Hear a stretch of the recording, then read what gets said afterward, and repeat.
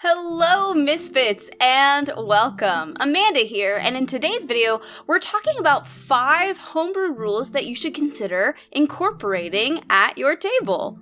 It's all well and good to play a game by the book, but sometimes you need to make adjustments to better suit the needs of yourself and the people that you're playing with. And these are a few that my table uses or is considering using, and I thought I would share them with you guys today. So, let's get into it. And just a quick heads up, there's going to be some alterations and adjustments to the upload schedule and stuff on this channel, so if you want to hear about that and the why and specifics and etc., just stay tuned at the very end of the video and I'll talk about it there.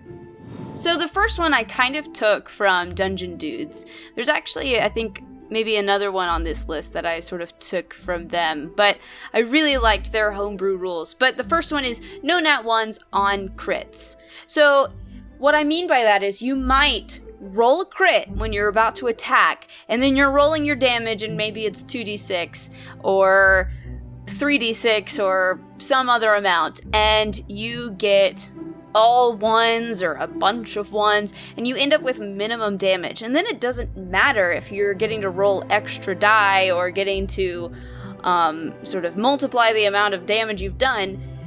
It's barely any damage at all, and then your crit doesn't feel very critical at all.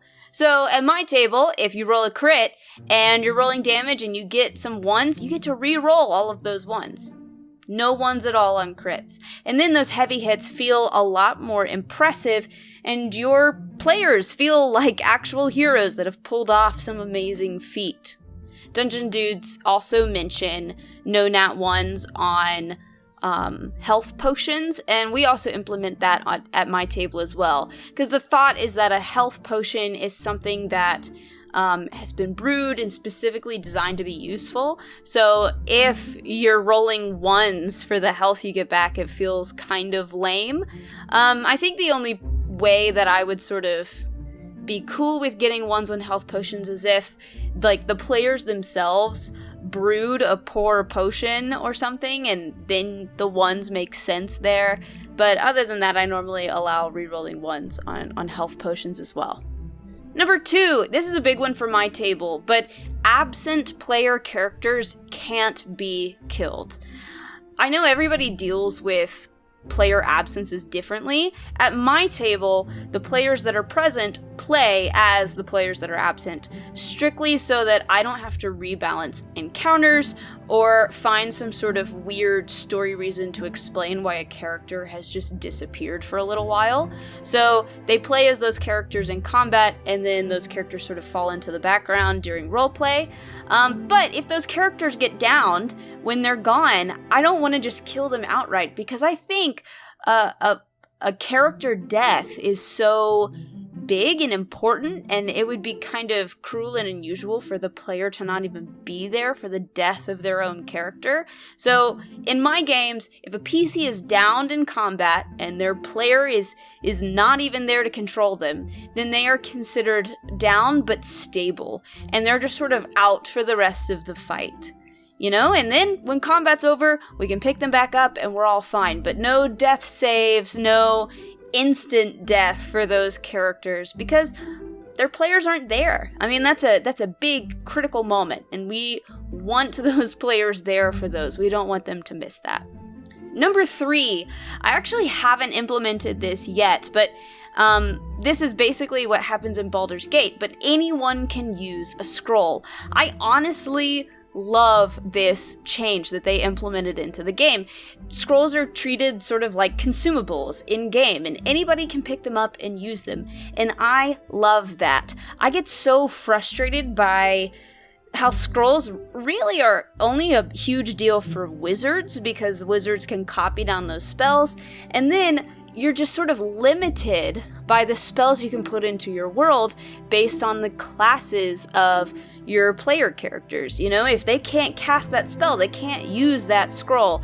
And that's always super frustrating, especially if there are these really interesting spells that you want to open up to your party, but due to the classes they've chosen, they're kind of shut off from those options.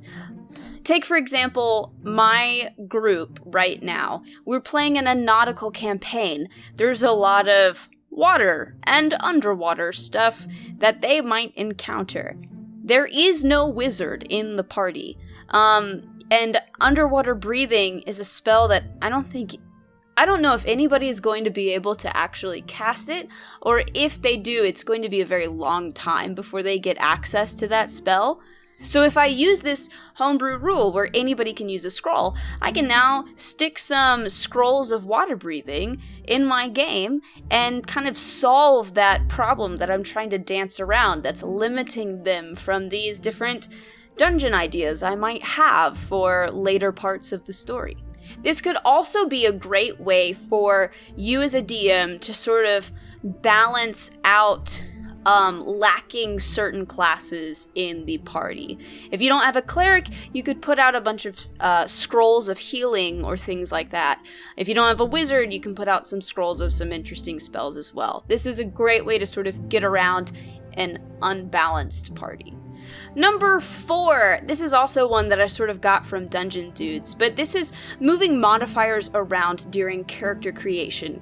Basically, the way 5e is set up currently, it's really limiting when you're doing character creation. There's a lot of skills that are really only designed to work well for certain races or classes or backgrounds, and I really don't like that. I think it puts a big limit on the creativity we can have when we're building our characters.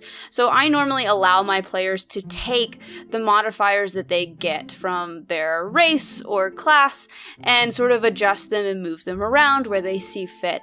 They're not getting new modifiers, they're not getting additional buffs. They're getting to use the ones they were already given and just readjust where they go.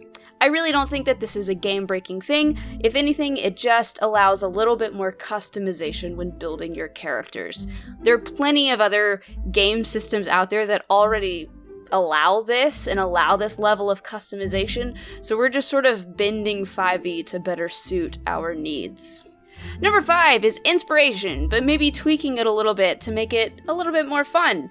I am notoriously bad at giving out inspiration in my game, so I've recently just started implementing a new way of doing that. And this is something I actually stole from the Glass Cannon Pathfinder podcast that I've been listening to.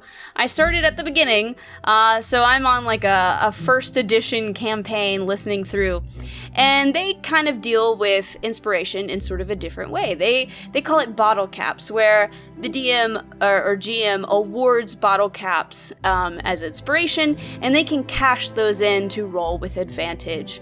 But there's a twist on it. 1, they have to call using the bottle cap, spending the inspiration before the roll is actually made.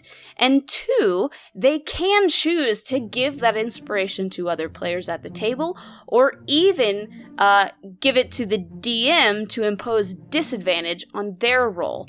Now, as I've been listening to this campaign, they actually do adjust the bottle cap thing later, but I really like the way they first set it up. And this is what I've started implementing at my game. And somebody just got to use it in one of our most recent sessions. So, at my table, we don't use bottle caps, we use stones. So I will give them like a little stone or a pebble that they keep track of, and they can cast their stones at me, or, sort of spend their inspiration to give themselves advantage or to give me disadvantage. And normally I award inspiration the same way anybody would. Cool character moments, creative problem solving, an impressive kill in combat. And I also open it up to where they can award me with inspiration should they so choose.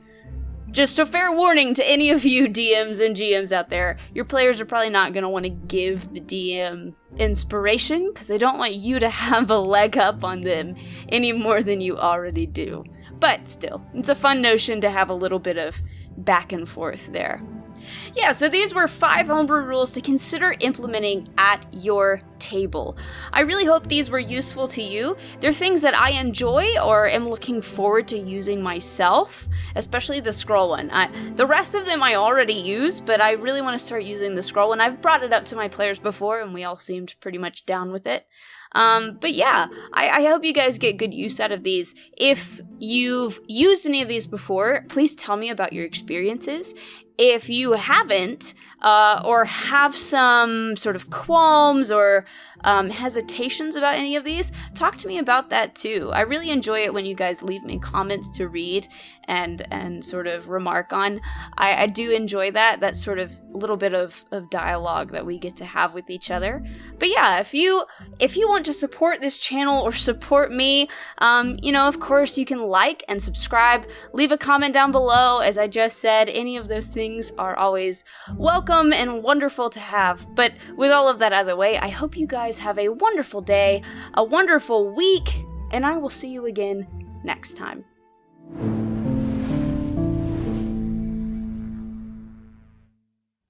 Okay, so, upload schedules might be honestly getting a little bit less consistent because I auditioned to be in a show that a local theater group is putting on in the town I live in, and I got one of the leads, which is really, really exciting. But it also means that I am already far busier than I was before, and now I've got rehearsals almost every night, and it's just a lot harder to find time to, 1, record a video, and 2, edit it. This past week was just so hard, and I was just barely scraping by to get stuff out at a regular time, so that's gonna have to change just for a little bit. Kind of once we get into November, I'll sort of be back to normal, but until then, expect a little bit less on this channel. I will try to get some tip videos out somewhat regularly, but campaign videos are probably going to be kind of put on pause a little bit. I think my players are going to DM a couple of things that I'll get to play in, which will be fun. Actually, our next sort of campaign kind of video that we're putting out, or session video that we're putting out, is going to be Star Trek, and I get to be a player, so be on the lookout for that. I plan to be a little bit chaotic and very, very silly. But yeah, I really hate to kind of not be as consistent. I am such a big proponent of consistency, but I also am a human being and I really need to sleep and somehow maintain my day job. So yeah, it's just gonna be like that for about a month and a half. But just hang in there, and I'll be here every once in a while, and we'll be back to normal soon enough. But I just sort of wanted to give you a heads up about that. Make sure I communicate clearly what's going on. But yeah, that's that. Anyway, take care, guys.